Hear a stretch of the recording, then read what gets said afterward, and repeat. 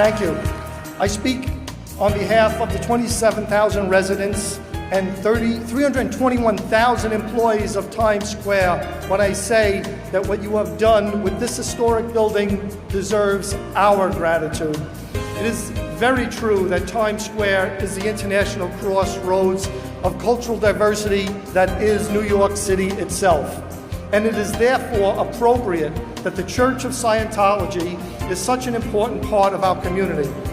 Because while the building itself is magnificent, and while I could go on endlessly about the care you took as I watched your progress month by month, the real point is not the material lift to West 46th Street, rather it is what you do inside these walls. As your founder, Mr. L. Ron Hubbard so rightly put it, individuals and not masses form the culture of a race. And to my mind, nothing bears that statement out more than Times Square. For here's where dreams of people, when realized, uplift the whole of our culture. Because when you use L. Ron Hubbard's technology to bring those dreams of people to fruition, you not only contribute to the magic that is Times Square, you are influencing the whole world. So while it's been said before, it cannot be emphasized enough. This is the one and only place for New York's Church of Scientology. And I am extremely proud to have you as a prominent member of our community. Let me tell you why I love New York City so much. Because it's a city where people have known racism, known anti-Semitism, known prejudice and bigotry, but they've come here because we have a tolerance and understanding that none of us could possibly achieve our goals unless we work together in a common cause.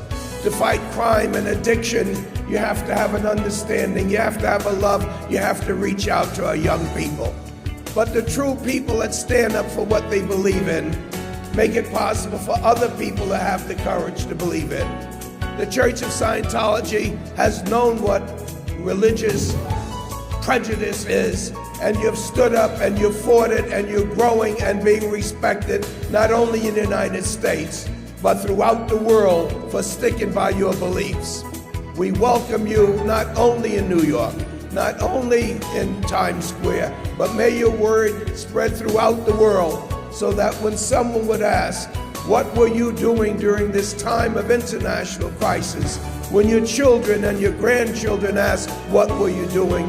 You will be able to say that you kept the faith and you fought the fight for freedom and democracy. May God bless all of you.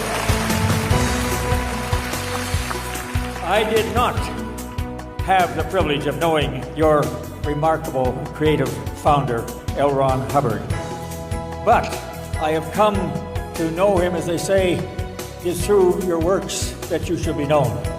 Well, it is through the works of Scientology, and it is through the works of so many of the people who have bought their inspiration and drive from this movement that I have come to have an appreciation of the importance of the contributions that this movement, this religion has made to a more peaceful world and a better opportunity for each individual to experience the best of this world.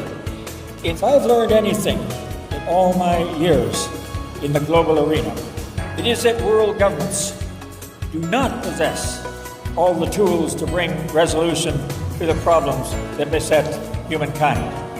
Governments can guide, can incent, but most of the doing is left to people like us, organizations like yours.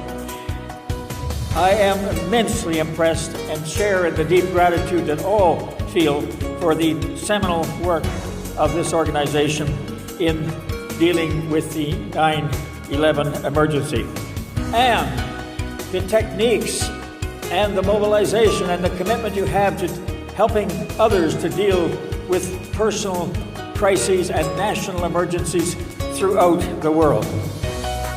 Indeed, we will be doing our part to give effect to Mr. Hubbard's call to help build a world without insanity, criminality, and war, where honest people have rights and man is free to rise to greater heights. In all this work, I'm very pleased to pay testimony to your leadership and to the manner in which you are giving hope to a troubled world.